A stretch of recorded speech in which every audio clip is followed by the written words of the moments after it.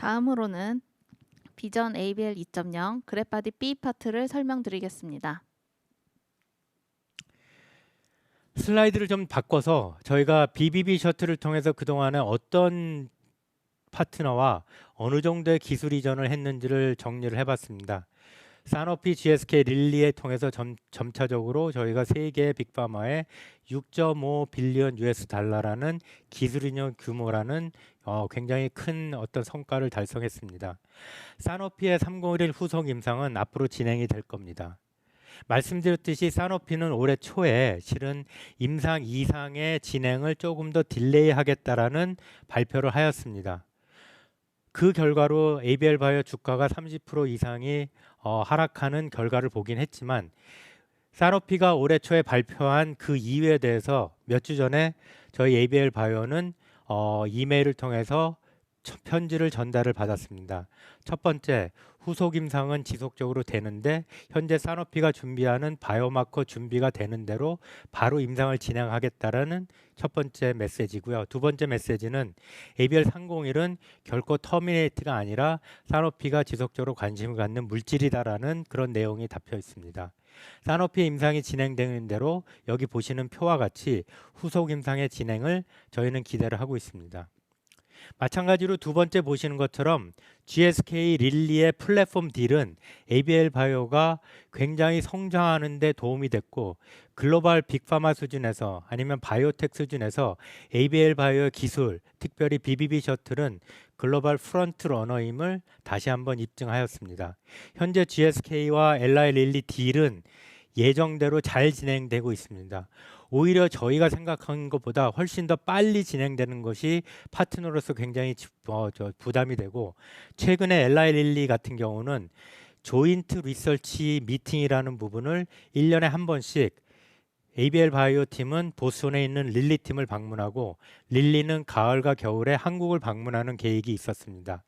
바이오 USA가 있었던 6월 달에 ABL 바이오 10명의 연구원이 보스턴을 방문해서 조인트 리서치 팀을 통해서 정말로 많은 것들을 논의하고 현재 진행되고 있는 항체뿐만 아니라 sRNA의 공동 개발 또한 릴리의 앞으로의 어떤 개발 과정에 대해서 접목하고 점검하고 앞으로 어떤 타임라인에서 딜리버리 할지를 논의를 하였습니다. 마지막 밑에 보이시는 것처럼 최근에 노발티스의 발표를 보면 노발티스가 트랜스페린 리셉터의 셔틀을 기술 이전한 이후에도 지속적으로 새로운 셔틀을 찾고 있다라는 발표를 하였습니다. IGF-1R 또는 CD98HC 또한 새로운 셔틀에 대한 니드는 지속적으로 글로벌 빅파마들이 찾고 있는 셔틀로 보시면 될 것 같습니다. ABL 바이오는 10년 전에 이미 중국보다 앞선 상태에서 BBB 셔틀을 개발하였고 현재 빅파마의 딜 이후에 좀 더 임프루브된 새로운 BBB 셔틀 또는 듀얼 셔틀 이런 여러 가지 다양한 형태의 셔틀을 개발을 하고 있습니다. 보여주시는 것처럼 사노피, GSK, 릴리의 딜은 굉장히 중요한 딜이고 마지막에 설명드렸듯이 향후의 넥스트는 단순히 모달리티에 확정되는 뿐만 아니라 지속적으로 진행되는 라이센스 딜, 특별히 플랫폼 딜을 포함해서 물질에 대한 어떤 라이센스 딜 뿐만 아니라 단순히 뇌로 통과하는 CNS의 딜뿐만 아니라 근육을 통해서 근육으로 더욱더 딜리버리를 잘 확장하는 그런 모델리티를 현재 진행하고 있습니다. 단일항체의 명확한 한계점은 이 슬라이드에서 보여드렸지만 제가 매번 설명을 드렸기 때문에 간단하게 짚고 넘어가면 이미 엘라이 릴리와 바이오젠이 아밀로이드 항체로 허가를 받았습니다. 킨술라, 레캠미라는 항체들이 허가를 받았지만 아리아라는 부작용을 통해서 실은 로슈제넨텍이 개발을 하는 간테네루맵이라는 이중항체가 현재 임상 2상과 3상을 진행 중인데 현재 진행되는 데이터를 보면 BBB 셔틀을 붙인 아밀로이드 항체의 임상 효과가 단독 항체 릴리와 바이오젠이 개발해서 발표했던 내용보다 훨씬 더 좋은 효능과 부작용을 줄여드는 좋은 결과를 갖고 있습니다. 이 슬라이드에서 보여드린 것처럼 현재 글로벌에서는 두 개의 셔틀이 가장 앞서 있습니다. 트랜스페닌 리셉터 IGF-1 리셉터. IGF-1 리셉터는 저희가 공동을 개발하고 플랫폼을 기술 이전하고 사노피엔터 기술 이전 등을 통합을 해봤을 때 ABL 바이오가 점 단연코 글로벌에서 넘버원 셔틀에 IGF-1 셔틀을 유도를 하고 있습니다. 반면에 이 슬라이드에 보시는 것처럼 바이오 알틱이라는 스웨덴의 조그만 바이오텍이 실은 놀랍게도 가장 베스트 인 클래스의 트랜스페린 리셉터 셔틀을 갖고 있습니다. 최근에 노발티스, VMS, AGI와 여러 가지 많은 빅파마들과 딜을 하였고 실은 향후 BBB 셔틀의 방향은 말씀드렸듯이 듀얼 셔틀의 방향이 현재 빅파마들의 트렌드입니다. 실제로 트랜스페린 리셉터와 CD98HC라는 셔틀을 붙인 이중 셔틀을 통해서 최근 몇 주 전에 제넨텍 로슈가 굉장히 놀라운 비임상 데이터를 발표하였습니다.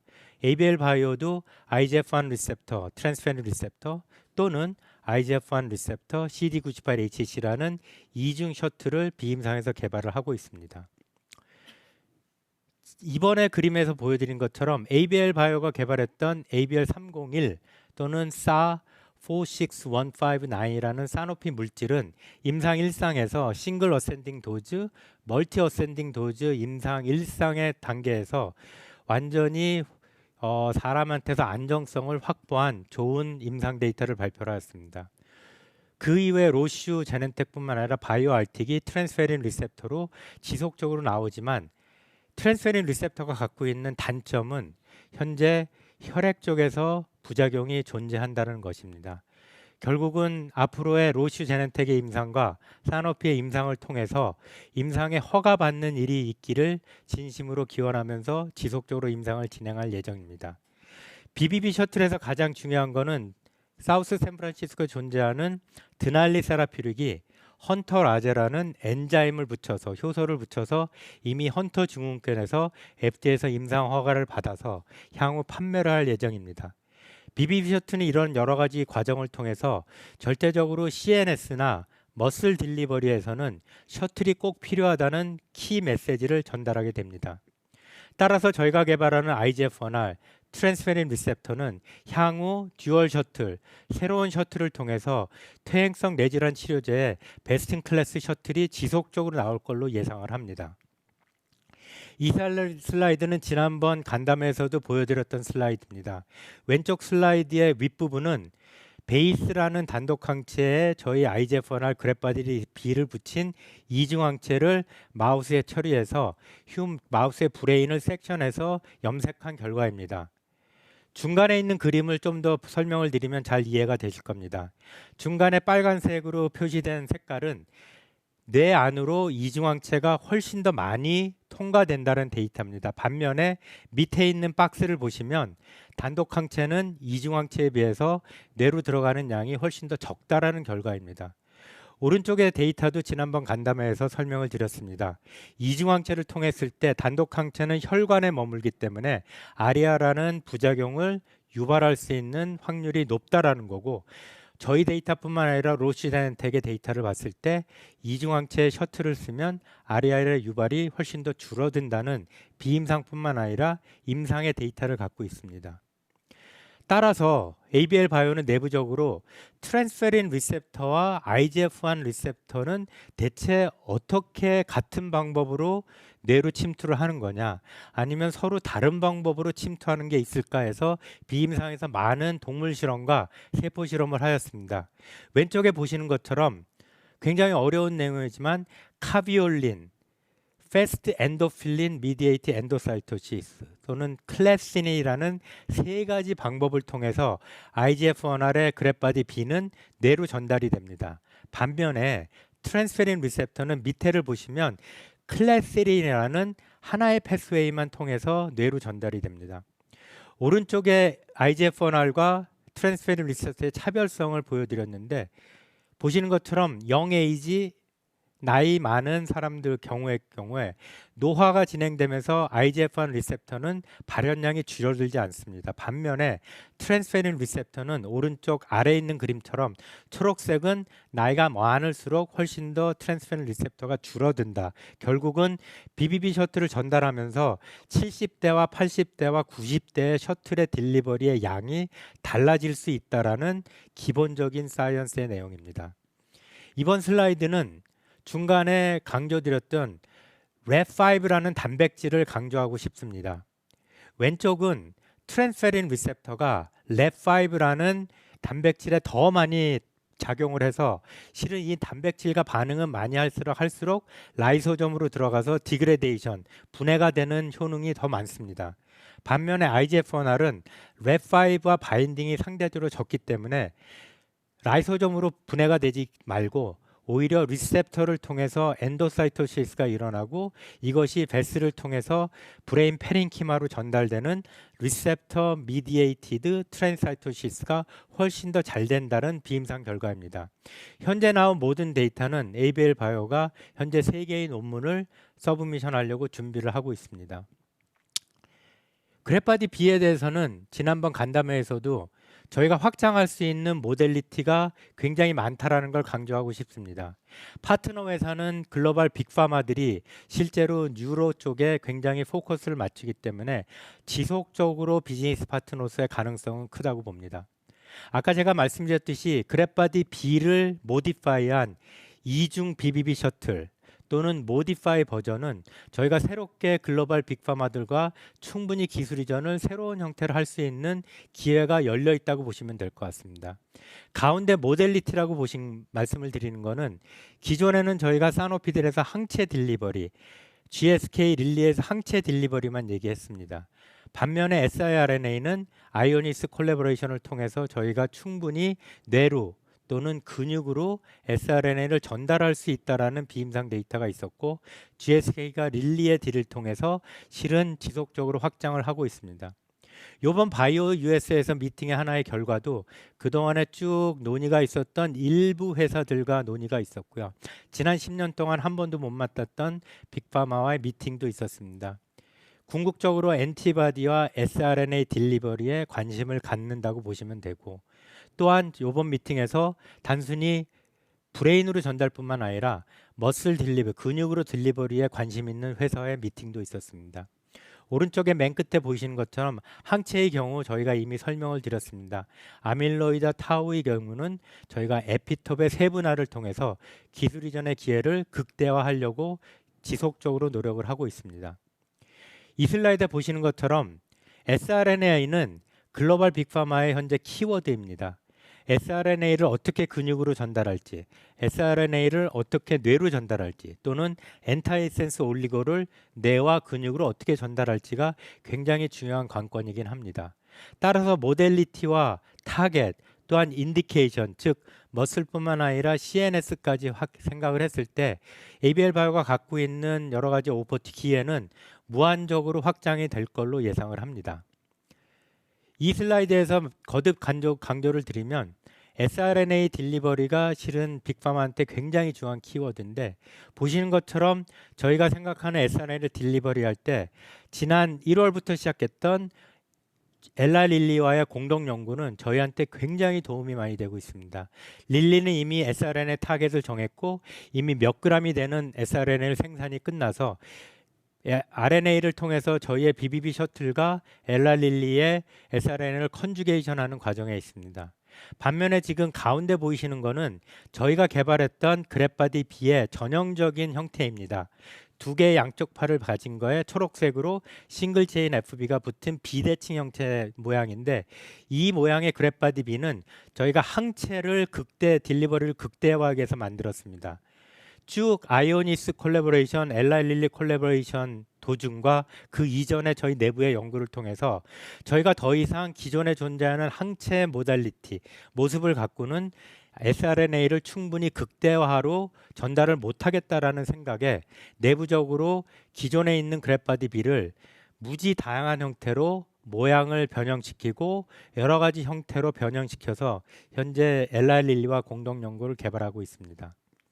따라서 이런 그 아이오니스 콜라보레이션, 엘라일리 콜라보레이션, GSK 콜라보레이션은 향후 거듭 말씀을 드리지만 모델리티 확장뿐만 아니라 인디케이션 확장, 그다음에 단순히 항체가 아닌 sRNA의 딜리버리에 저희의 영역을 확장이 시작됐다고 보시면 될 것 같습니다. 아이오니스 콜라보레이션은 논문이 나왔습니다. 왼쪽과 오른쪽은 저희가 마우스 실험 이후에 뇌를 쭉 조직을 빼서 sRNA가 정말로 기존에 존재하는 RNA 양을 얼마나 억제하는지를 확인을 하였습니다. 쭉 보시는 것처럼 대뇌, 코텍스, 히포캠퍼스 굉장히 다양한 조직에서 했을 때 도지 디펜던트, 즉 0.3, 1, 3, 10mg/kg의 용량을 높이면서 봤을 때 35% 이상의 낙다운 효과를 인비보에서 확인을 하였습니다. 오른쪽 그림은 단순히 저희가 정맥 주사뿐만 아니라 결국은 ICV에서 확대되는 굉장히 많은 그 억제 효과, 즉 60%의 효과까지는 미치지는 못하지만 적어도 제한된 동물 모델에서 35% 이상의 억제 효과를 보인 데이터를 논문으로 발표하였습니다. 이 슬라이드는 뇌뿐만 아니라 저희가 영어로 치면 unexpected, 실은 아이오니스와 공동 연구에서 전혀 기대를 안 했던 부분은 근육으로 딜리버리가 되는 sRNA의 작동을 확인을 하였습니다. 왼쪽과 오른쪽의 그림은 보시는 것처럼 실제로 정맥 주사를 통해서 근육으로 갔을 때 훨씬 더 많은 양의 낙다운의 효과가 근육에서 발견이 되었습니다. 오른쪽 그림도 용량 의존적인 유전자 억제가 머슬과 리버에서 발견이 되었습니다. 따라서 말씀드렸듯이 단순히 IV 주사, 정맥 주사 또는 피하 주사, 서브큐테니어스 주사를 통해서 향후 sRNA를 그래프바디 B, 기존에 존재하는 그래프바디 B보다 훨씬 더 증가된 기능을 보여준 모디파이된 버전으로 현재 릴리와 다른 GSK 공동 연구를 진행을 하고 있습니다. 이미 말씀드렸듯이 에피토프에 따라서 저희가 기술 이전을 릴리와 GSK가 했고, 다행히 GSK 릴리의 딜은 말씀드렸듯이 전혀 타겟이 오버랩 되지 않고 GSK만의 고유의 타겟, 릴리만의 고유의 타겟을 갖고 항체와 sRNA를 동시에 개발을 하고 있습니다. 아밀로이드 베타가 굉장히 중요합니다. 아주카주맵, 간텔루맵, 레케니맵 같은 아밀로이드 항체가 개발이 되어 있고 그 중에 지금도 많은 항체들이 개발이 되고 있습니다. 다음 슬라이드 보면 엔타타우의 항체는 엔타이 포스포릴레이션을 억제하는 거, 아세틸레이션을 억제하는 거, 포스포세린을 억제하는 거, 굉장히 많은 다양한 형태의 타우들이 개발하고 있습니다. 이미 제가 지난번 간담회에서 말씀드렸듯이 ABL 바이오 내부에서는 타우의 이중항체를 개발하고 BBB 셔틀을 붙인 3중항체를 개발하고 있습니다. 내년 정도면 저희가 비임상 독성 실험에 진행할 수 있는 굉장히 많은 성과를 보이고 있습니다. 따라서 그래프바디 B에 대해서 설명을 드리면 사노피, GSK, 엘라이 릴리의 백투백 딜로 인해서 지속적으로 글로벌 빅파마와 딜이 있었고 향후 2026년, 2027년도 지속적으로 노력을 해서 단순히 sRNA뿐만 아니라 엔타이센스 올리고 또한 sRNA뿐만 아니라 최근에는 저희가 엔자임 또는 퓨전 프로틴에 대한 피저빌리티 스터디가 끝났습니다. 따라서 드날리가 개발했던 엔자임 리플레이스먼트, 효소를 대체하는 거나 아니면 퓨전 프로틴을 붙여서 BBB 셔틀의 효과를 통해서 뇌로 전달하는 그런 새로운 모달리티의 개발 또한 ABL 바이오는 진행을 하고 추가적인 플랫폼 기술이나 물질의 기술 이전을 지속적으로 노력을 하도록 하겠습니다.